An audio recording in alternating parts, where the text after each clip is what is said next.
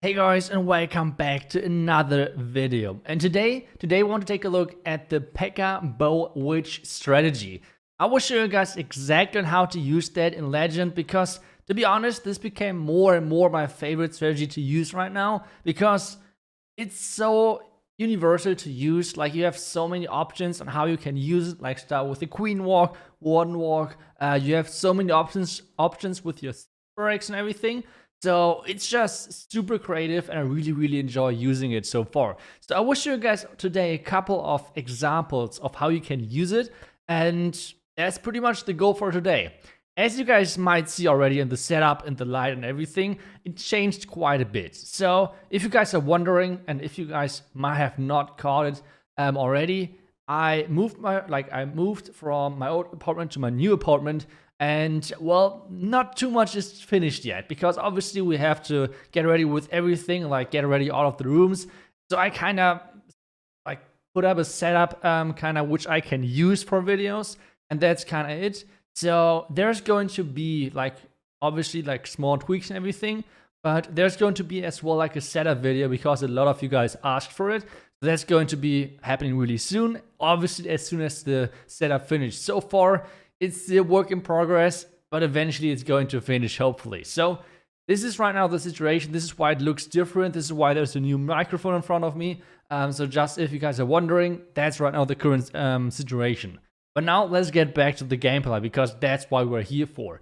We're starting off on this base, which is super popular. I feel like I get this base at least once a day.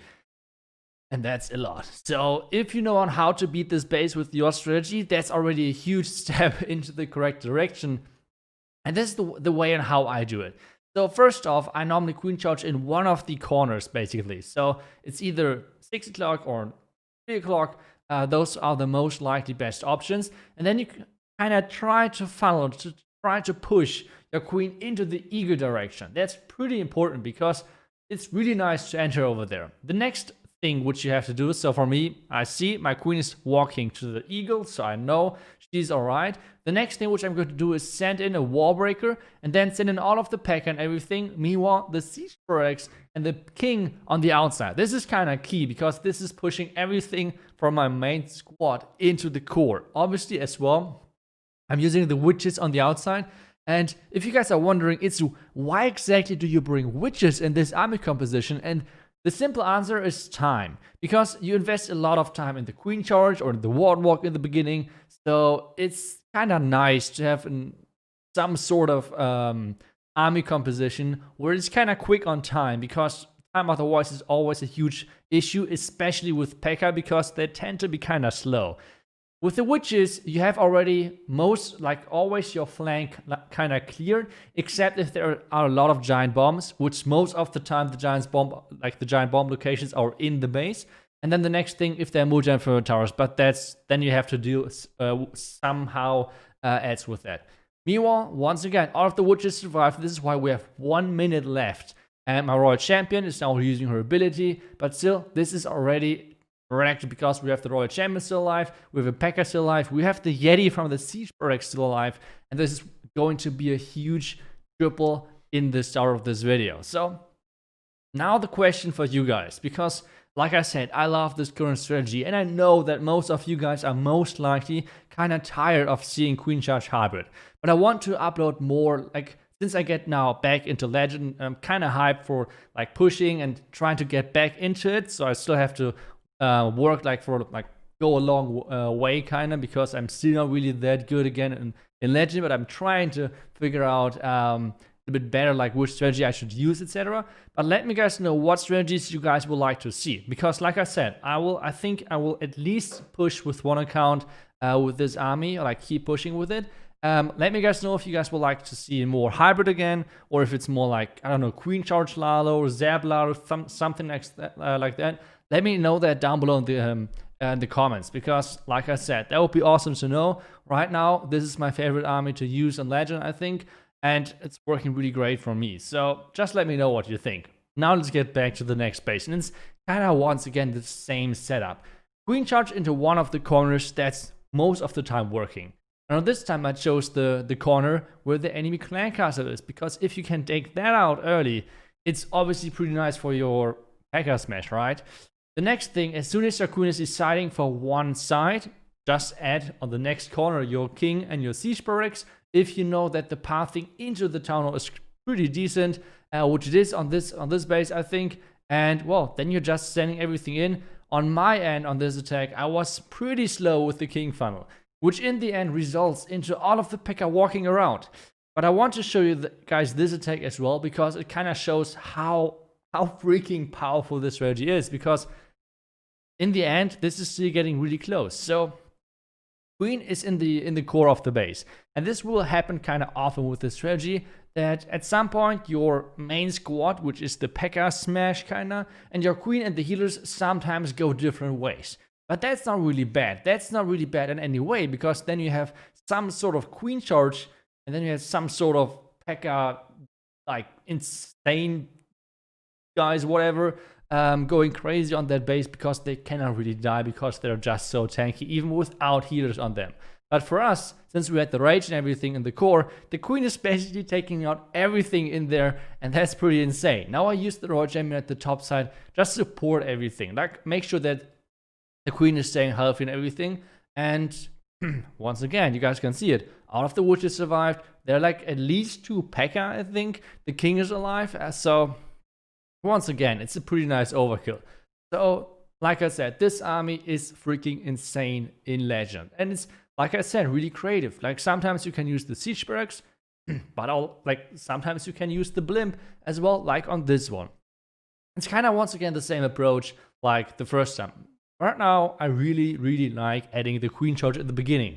Obviously, you can go for boardwalks, for example, as well. And you do not need to, you don't need to be afraid of actually using spells, for example, for your queen in the beginning.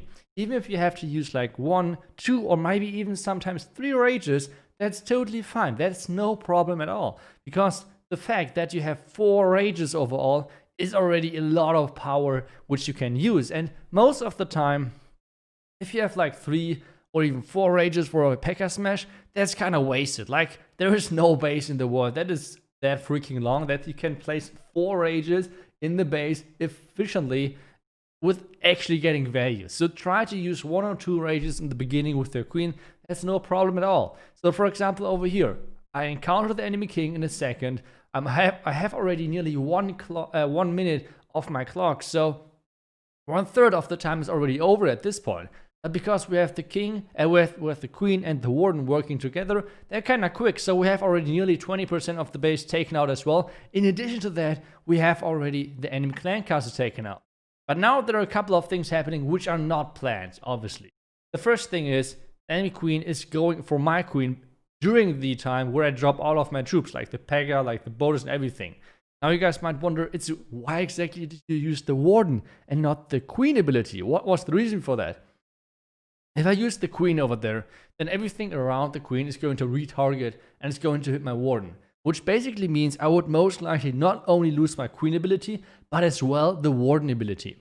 So that's what I'm doing. I'm just using the warden ability, which allows me to keep my queen ability in that sense. I hope that made sense overall. Now the blimp for the town hall. Blimp is making it. The Yetis in there should actually get rid of the town hall. Now the royal champion from the top side, which should hopefully somehow protect my healers, because they're getting melted by the stupid multi-inferno tower. So I have to use the royal champion ability really early, just to make sure that the inferno tower is gone. Then once again, this power on the back end. Take a look at those Pekka. They're so freaking tanky. If there's not a single inferno tower on the back end of a base, those Pekka can just not die. And if you guys do not want to end up as me in the last qualifier, or like in the 5th qualifier, then just, I guess, use a baby dragon for the backhand. That's a pretty good trick, which I can highly recommend to you guys. Now using the queen ability in the end, getting the last couple of buildings, and this means this is going to be the next triple. So overall, really great strategy. So let's take a look at the next base, which I think most of you guys already know, and I guess most of you hate, because this base is going to be the next one, which is kind of like, I think if there's one base out there which is forcing the most 1 or even 0 stars, I think it's this base. Obviously, if you know the trick on how to attack it, it's getting most of the time kind of easy. So on this base, what I typically do with the Pekka Smash, for example, is I can highly recommend to you guys not go into the Clan Castle or into the Eagle on this base, because most of the time those two entries, or at least one of them, are like they are stacked with traps, so you do not want to enter in there. What you want to do is you can walk one corner pretty easily, because you do not have to wall break anything in, like the Queen, for example. And then you can just open up the next two corners and the middle part, kinda, and just get everything in there, kinda. So King at the bottom side, siege products on this one as well, and then just the Pekka in between into the core. And that's kind of nice if you can face both scatter shots after each other instead of running in between of them, which is most of the time ending up in your troops, and especially your boulders are getting shredded. So that's not the best thing to do. So let's try to check it out if it works with my way and how to approach this base. Pekka down, boulder down, everything down. It's looking good. Jump spares down. I'm using an early freeze on the enemy Queen, on the enemy scatter shot to get into the base quicker. The boulder, the healers so far have not switched, but it should be alright. Now there's the Clan Castle in there. I froze the scatter one more time. I think it was a pretty wasted freeze, to be honest, but either way, now the ward ability pretty early, because to be honest, I was kind of scared of all of the traps in the core with the boulders, and I know that the Pekka for sure should stay alive, and the next rage in the core. And you guys can see, take a look, after everything is gone, how many Pekka there are still alive. Like, let's wait a couple of seconds and we can see it on the left side.